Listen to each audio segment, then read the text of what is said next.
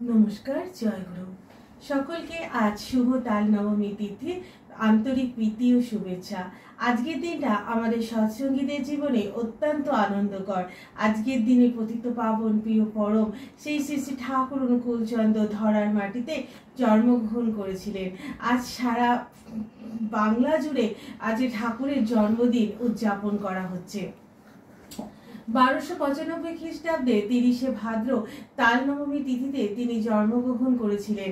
তার মাতা ছিলেন মনমোহিনী দেবী এবং পিতা ছিলেন শিবনাথ চক্রবর্তী। যখন 1295 খ্রিস্টাব্দে মাতা মনমোহিনী দেবী গর্ভবতী হন, তিনি অত্যন্ত আনন্দের সাথে দিন কাটাচ্ছিলেন। ঠিক এই সময় একজন সন্ন্যাসী তার গৃহে আসেন এবং যখন মনমোহিনী দেবী তাকে ভিক্ষা দিতে যান, তো সেই সন্ন্যাসী মনমোহিনী দেবীকে দেখে বলেন, দৃষ্টনাশ লোকপতি আসবে এই ঘরে, অর্থাৎ বিশ্বপ্রাবণ সেই পরম ব্রহ্ম এই গৃহে জন্মগ্রহণ করবেন। প্রথমে সকলেই ভেবেছিলেন তিনি হয়তো ভিক্ষার লোভে এই কথা বলেছেন, কিন্তু পরবর্তীকালে তার কথা যে সত্য তা প্রমাণিত হয়। কিন্তু মাতা মনমোহিনী দেবী, আমরা সকলেই জানি যে আমাদের সন্তান জন্মগ্রহণ করেন 10 মাসে, কিন্তু মনমোহিনী দেবীর প্রায় 11 মাস পূর্ণ হয়ে যায়, তখনও পর্যন্ত সন্তান প্রসবের কোনো চিহ্ন মাত্র দেখা গেল না। যেদিন 12 মাস পূর্ণ হলো, সেদিন মাতা মনমোহিনী দেবীর শরীরের মধ্যে যখন সন্তান প্রসবের চিহ্ন দেখা গেল, তখন একজন ধাত্রীকে ডেকে আনা হলো।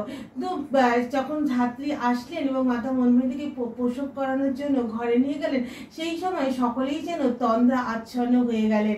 মানে ঠাকুর অনুকূলচন্দ্র কিভাবে ধরার মাটিতে আবির্ভূত হলেন তা আজও বিস্ময়কর। তিনি তো, আমরা সকলেই জানি যে যখন আমাদের সন্তান প্রসব হয়, আমাদের নানা রকম কষ্টের মধ্যে দিয়ে অতিবাহিত হয়, শরীরের মধ্যে দিয়ে নানা রকম কষ্ট হয়, কিন্তু তিনি তো বিশ্ব মানবকে পরিত্রাণ দিতে এসেছেন, প্রত্যেকটা মানুষকে তিনি মুক্তি দিতে এসেছেন। তাই তিনি মাকে কিভাবে কষ্ট দেবেন, তাই তিনি এইভাবেই জন্মগ্রহণ করলেন। সকলেই দেখলো যে মাতা মনমোহিনী দেবীর পাশে এক দেব শিশু শুয়ে রয়েছে, তার শরীর থেকে এক আলোর জ্যোতি বেরোচ্ছে। সেই দূর পদ্মা নদীতে যারা মাছ ধরতে এসেছিল, তারা ভাবলো যে এই গৃহে বোধহয় আগুন লেগেছে। তারা ছুটে আসলেন, এসে দেখলেন শ্রী শ্রী ঠাকুর অনুকূলচন্দ্রকে, সেই দেব শিশুকে। সমগ্র প্রকৃতি যেন তাকে আহ্বান জানাচ্ছে।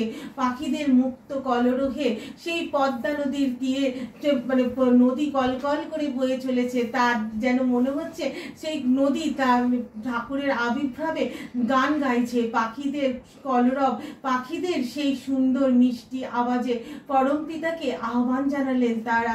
ঠাকুর অনুকূলচন্দ্র এই ধরাধামে আবির্ভূত হয়েছিলেন আর্তপীড়িত মানুষকে মুক্তি দেওয়ার জন্য, ধর্মকে এক নতুন দিশা দেখানোর জন্য। প্রত্যেকটা মানুষকে তিনি অন্তঃকরণ থেকে শুদ্ধ করতে চেয়েছেন।